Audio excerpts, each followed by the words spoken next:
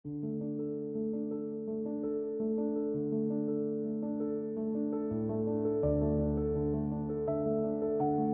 The Lord. സർവശക്തനായ ദൈവത്തിന്റെ അതിപരിശുദ്ധ നാമം പ്രിയമുള്ളവരെ ഇനിയും നമ്മുടെ മധ്യ മഹത്വപ്പെടുമാറാകട്ടെ.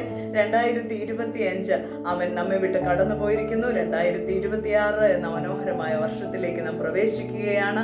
അവൻ അരുമരക്ഷകനായ യേശുക്രിസ്തു ലോകത്തോടായി വിളിച്ചു പറഞ്ഞു, കാലം തികഞ്ഞു, ദൈവരാജ്യം സമീപിച്ചിരിക്കുന്നു, മാനസാന്തരപ്പെട്ട സുവിശേഷത്തിൽ വിശ്വസിപ്പിൻ.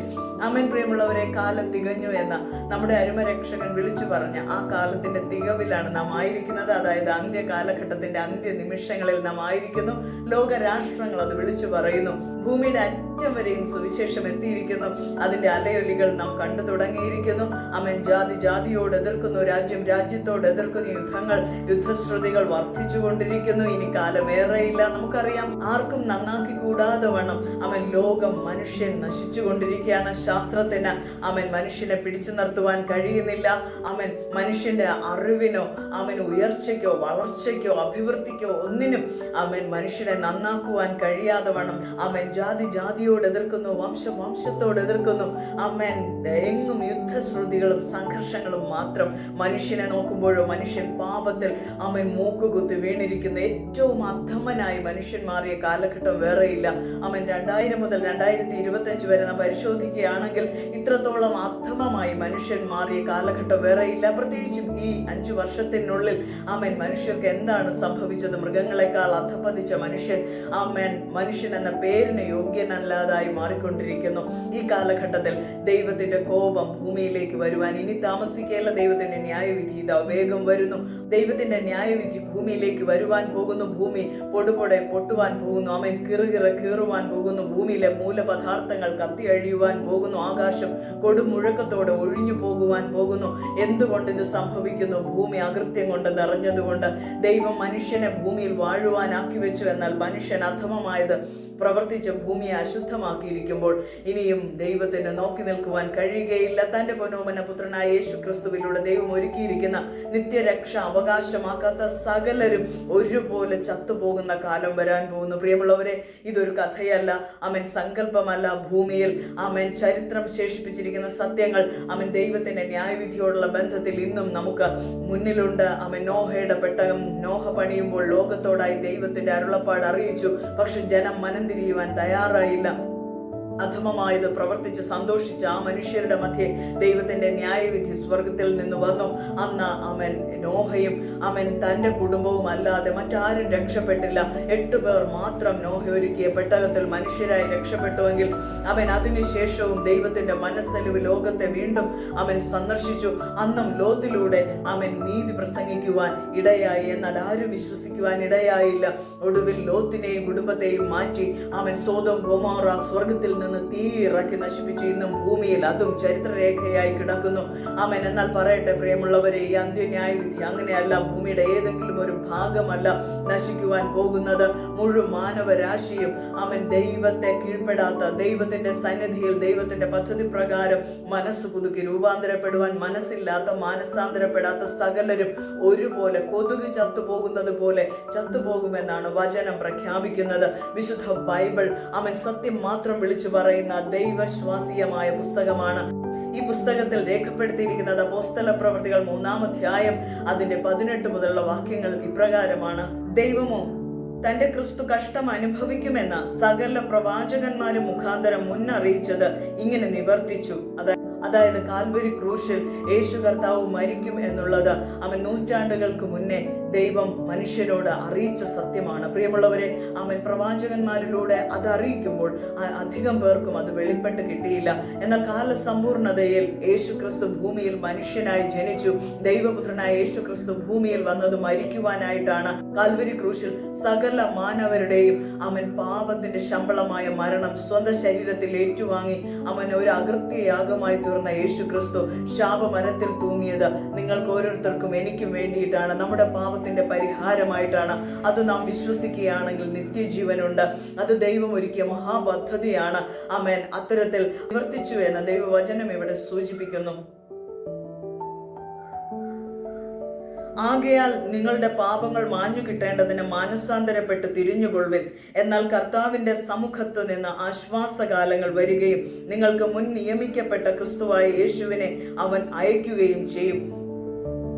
ആമേൻ. പ്രിയമുള്ളവരെ, മാനസാന്തരപ്പെടുന്നുവെങ്കിൽ മാത്രമേ ആമേൻ സ്വർഗത്തിലെ ദൈവത്തെ പ്രസാദിപ്പിക്കുവാൻ കഴിയുകയുള്ളൂ. നേർച്ച കാഴ്ചകൾ കൊണ്ടോ ആഘോഷങ്ങളോ ആമേൻ ആചാരങ്ങളോ കൊണ്ട് ദൈവത്തെ പ്രസാദിപ്പിക്കുവാൻ കഴിയുകയില്ല. ദൈവത്തിന്റെ കണ്ണ് ആമേൻ സകല മനുഷ്യരെയും ഒരുപോലെ കണ്ടുകൊണ്ടിരിക്കുന്നു. അഗ്നിജ്വാലയ്ക്കത്ത് ആ കണ്ണുകൾക്ക് മറഞ്ഞിരിക്കുന്നതൊന്നുമില്ല. ഈ ഭൂമിയെയും അതിന്റെ പൂർണ്ണതയും സൃഷ്ടിച്ച ദൈവം മനുഷ്യനെ നോക്കുന്നു. മനുഷ്യൻ ദൈവത്തിന്റെ വചനം അനുസരിക്കുന്നുണ്ടോ? വചനം മറ്റൊന്നുമല്ല, വിശുദ്ധ ബൈബിൾ. ആമേൻ. ബൈബിളിൽ ദൈവവിശ്വാസ്യമായ വചനം ഇപ്രകാരം എഴുതിയിരിക്കുന്നു: ദൈവത്തിന്റെ മനുഷ്യൻ സകല സൽപ്രവൃത്തിക്കും വക പ്രാപിച്ച് തികഞ്ഞവനാകേണ്ടതിന് ഉപദേശത്തിനും ശാസനത്തിനും ഗുണീകരണത്തിനും നീതിയിലെ അഭ്യസനത്തിനും പ്രയോജനമുള്ളതാകുന്നു. ഈ പ്രയോജനമുള്ള പുസ്തകം വായിച്ചു മനസ്സിലാക്കുമ്പോൾ നമുക്ക് ദൈവത്തിന്റെ മഹാപദ്ധതി മനസ്സിലാകും. പ്രിയമുള്ളവരെ, എന്തുമാത്രം നേർച്ച കാഴ്ചകൾ, എന്തുമാത്രം അന്ധവിശ്വാസങ്ങൾ ദൈവമെന്നോർത്ത് ആമേൻ കല്ലിനെയും മണ്ണിനെയും ആമേൻ വിഗ്രഹങ്ങളെയും വണങ്ങി മനുഷ്യൻ നശിച്ചുകൊണ്ടിരിക്കുമ്പോൾ ആമേൻ ദൈവകോപം അനുസരണം കെട്ടവരുടെ മേൽ വരുന്നു. ദൈവം ആത്മാവാകുന്നു. ആത്മാവാകുന്ന ദൈവത്തെ പരിഹസിക്കുന്ന യാതൊന്നും നമ്മുടെ ഓരോരുത്തരുടെയും ജീവിതത്തിലോ നമ്മുടെ കുടുംബങ്ങളിലോ നമ്മുടെ തലമുറകളിലോ ഉണ്ടാകാതിരിക്കട്ടെ. ദൈവത്തെ ഭയപ്പെടുക. അവൻ ദഹിപ്പിക്കുന്ന അഗ്നിയല്ലോ. ആമേൻ. ദൈവത്തിന്റെ വചനങ്ങൾ നമ്മെ ജീവിപ്പിക്കുന്നതാണ്. ആ സത്യവചനത്തിലേക്ക് തിരിയുവാൻ ദൈവം നമ്മെ സഹായിക്കട്ടെ. എന്നാൽ ആ സമ്മുഖത്ത് നിന്ന് അവൻ ദൈവത്തിന്റെ മുഖത്ത് നിന്ന് നമുക്ക് പ്രസാദം ലഭിക്കും. നാം യഥാസ്ഥാനപ്പെടുമെന്നാണ് തിരുവചനം ഇപ്പോൾ നമ്മോട് അറിയിക്കുവാനിടയായത്. ദൈവം ലോകാരംഭം മുതൽ തന്റെ പ്രവാചകന്മാർ മുഖാന്തരം അരുളി ചെയ്തതൊക്കെ യഥാസ്ഥാനത്താക്കുന്ന കാലം വരുവോളം സ്വർഗം അവനെ കൈക്കൊള്ളേണ്ടതാകുന്നു. ആമേൻ. ആമേൻ. ദൈവം ആമേൻ യഥാസ്ഥാനപ്പെടുത്തുന്ന ഒരു കാലം, അതായത് ഭൂമി ആമേൻ തന്റെ ന്യായവിധിക്കായി വിധേയപ്പെടുമ്പോൾ ഭൂമി മുഴുവനായും കത്തി നശിക്കുവാൻ പോവുകയാണ്. ഭൂമിയിലുള്ള സകല ചരാചരങ്ങളും വെന്തുപോകും. എന്നാൽ പുതിയ ഭൂമിയും പുതിയ ആകാശവും ദൈവം സൃഷ്ടിക്കുവാൻ പോകുന്നു. പ്രിയമുള്ളവരെ, അത് അന്യഗ്രഹങ്ങളല്ല. ആമേൻ. അന്യഗ്രഹങ്ങളിൽ മനുഷ്യൻ പാർക്കുവാൻ മനുഷ്യൻ ശാസ്ത്രത്തെ കൂട്ടുപിടിച്ചത് അത്രപ്പാടുകളിലായിരിക്കുമ്പോൾ ആമേൻ നമുക്കറിയാം കൊറോണ വന്നപ്പോൾ എങ്ങനെയാണ് മനുഷ്യൻ നിസ്സഹായനായെന്ന്. അതൊരു സാമ്പിൾ മാത്രമാണെങ്കിൽ ഇനി വരാൻ പോകുന്ന ദൈവത്തിന്റെ കോപാഗ്നിയിൽ നമുക്ക് ആർക്കും പിടിച്ചു നിൽക്കുവാൻ കഴിയില്ല. ശാസ്ത്രത്തിന് കഴിയുകയില്ല, മനുഷ്യന്റെ ജ്ഞാനത്തിന് കഴിയുകയില്ല, മനുഷ്യന്റെ അവൻ ബുദ്ധിവൈഭവത്തിന് കഴിയുകയില്ല, മനുഷ്യന്റെ യാതൊരു തരത്തിലുള്ള ശക്തികൾക്കും കഴിയുകയില്ല.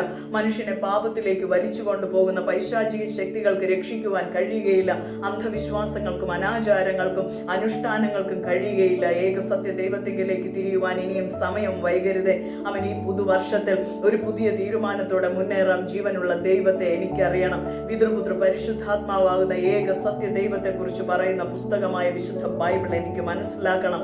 ആ ബൈബിളിലൂടെ ദൈവം ഒരുക്കിയിരിക്കുന്ന നിത്യരക്ഷ എനിക്ക് അവകാശമാക്കണമെന്ന് ആത്മാർത്ഥമായി പ്രാർത്ഥിക്കാം. ആ വിശുദ്ധ ബൈബിൾ പ്രഘോഷിക്കുന്നു: അവൻ ഇതാ ഞാൻ വേഗം വരുന്നു. അത് യേശു ക്രിസ്തുവിന്റെ വരവ് ഏറ്റവും അടുത്തിരിക്കുന്നു. പ്രിയമുള്ളവരെ, യേശു ക്രിസ്തു മേഘാരൂഢനായി വരും. തനിക്കായി ഒരുങ്ങി കാത്തിരിക്കുന്ന നിർമ്മല കന്യകയായ തന്റെ സഭയെ ചേർക്കുവാൻ. അത് ഈ ഭൂമിയിലുള്ള ഏതെങ്കിലും ഒരു ഡിനോമിനേഷൻ അല്ല. സകല ക്രിസ്ത്യാനികളിൽ നിന്നും ക്രിസ്തുവിനെ യഥാർത്ഥമായി അനുഗമിക്കുന്നവരെ മാത്രം യേശു ക്രിസ്തു തന്റെ സഭയായി ചേർക്കും. ആമേൻ. അതുകൊണ്ട് തന്നെ ദൈവവചനം പറയുന്നു: അഴുക്കുള്ളവൻ ഇനിയും അഴുക്കാടട്ടെ, അനീതി ചെയ്യുന്നവൻ ഇനിയും അനീതി ചെയ്യട്ടെ, എന്നാൽ വിശുദ്ധൻ തന്നെ ഇനിയും വിശുദ്ധീകരിക്കട്ടെ. 10 കന്യകമാരും ഒരുങ്ങി. ആമേൻ. അതിൽ 5 പേർ ബുദ്ധിയുള്ളവരായിരുന്നു. അവർ വിളക്കിൽ എണ്ണയെടുത്ത് ആമേൻ തങ്ങളുടെ ആമേൻ അരുമ മണവാളനെ ആകാംക്ഷയോടെ ആവലോടെ കാത്തിരുന്നു. ഉറങ്ങാതെ മയങ്ങാതെ കാത്തിരുന്നു. അവർ മാത്രം അരുമ മണവാളൻ വന്നപ്പോൾ ചേർക്കപ്പെട്ടു എന്ന ആമേൻ ദൈവവചനം സാക്ഷിക്കുമ്പോൾ പറയട്ടെ പ്രിയമുള്ളവരെ, കർത്താവിന്റെ വരവിൽ കൈവിടപ്പെട്ടു പോകാതിരിക്കുവാൻ നാം ഓരോരുത്തരും ഒരുങ്ങുക. അനേകരെ അതിനായി ഉത്സാഹിപ്പിക്കുക. തിരുവെഴുത്തുകൾ മാത്രമാണ് അതിന് ആധാരമായിട്ടുള്ളത്. അവൻ എന്നെ കേൾക്കുന്ന എല്ലാവരെയും അനുഗ്രഹിക്കപ്പെട്ട ഒരുക്കത്തിന്റെ ഒരു പുതുവത്സരം ആശംസിച്ചുകൊണ്ട് തെഷ്വ മീഡിയയിലൂടെ ശ്രദ്ധിക്കുന്ന ഏവരെയും അരുമരക്ഷകനായ കർത്താവ് തന്റെ കൃപയിലും സമാധാനത്തിലും സൂക്ഷിക്കുമാറാകട്ടെ. ഒരു നിമിഷം പ്രാർത്ഥിക്കാം. കർത്താവ് നമ്മെ കരുതും.